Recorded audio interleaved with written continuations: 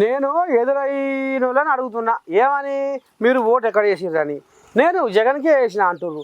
ఇక మరి ఎక్కడ పోయినా ఇదే పదం పడుతుర్రు. మరి ఎట్లా ఓడిపోయిన జగను, ఏమైనట్టు ఈ ఓట్లు అని. అబ్బా ఇక ఓ పొలగాడు నీ దండం పెట్టి పెళ్ళాన్ని పిల్లలు తీసుకుపోయి జగన్కు ఓట్లు వేసిరు, కానీ ఏదో మాయ జరిగింది, అందుకే మేము చచ్చిపోతున్నామని గోదావరి కాడికి పోయిందట ఈ రామసక్కని మగోడు. ఇక చూడు, ఆడగబోయిన ఆలిసాబు అంతు లేదు, పిలువబోయిన పీరుసాబు పొంతు లేదు అన్నట్టు అసలు ఆంధ్రప్రదేశ్లో ఎలక్షన్ల ముచ్చట అంతా తారుమారైపోయింది.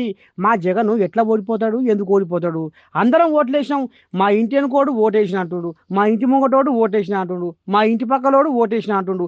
ఏ సందులో చూసినా, ఏ గల్లీలో చూసినా, ఏ వాడకట్టుకు అడిగినా, ఎక్కడ అడిగినా ఏపీ మొత్తంలో నేను అడిగిన కాడల్లా నేను జగన్కే ఓటేసాం అంటుర్రు. మరి ఇంతమంది వేసినాక జగన్ ఎందుకు ఓడిపోయిండు? ఎలా జరిగింది కుట్ర? ఎవరు చేసిర్రు మోసం?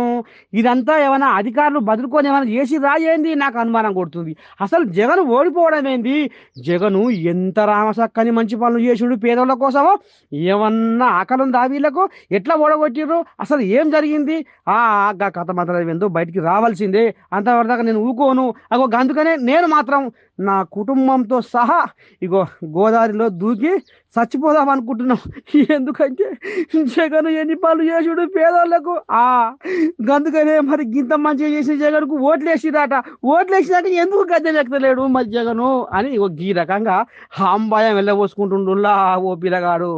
ఇక చూడు ఈయన భాగవతం ఎట్టముందో.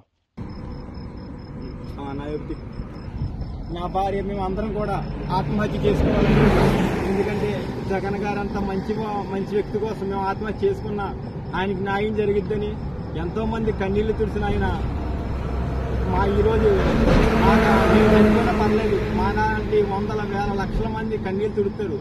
మీ 4 ప్రాణాలే పోయినా పర్లేదు, కానీ కొన్ని 4 కోట్ల మంది జనాభా, 4 లక్షల మంది, 4 వేల మంది, ఎంతమంది అయినా సరే ఆయన న్యాయం చేయాలని, ఆయన న్యాయం చేస్తాడని మేము చనిపోయినా పర్వాలేదండి.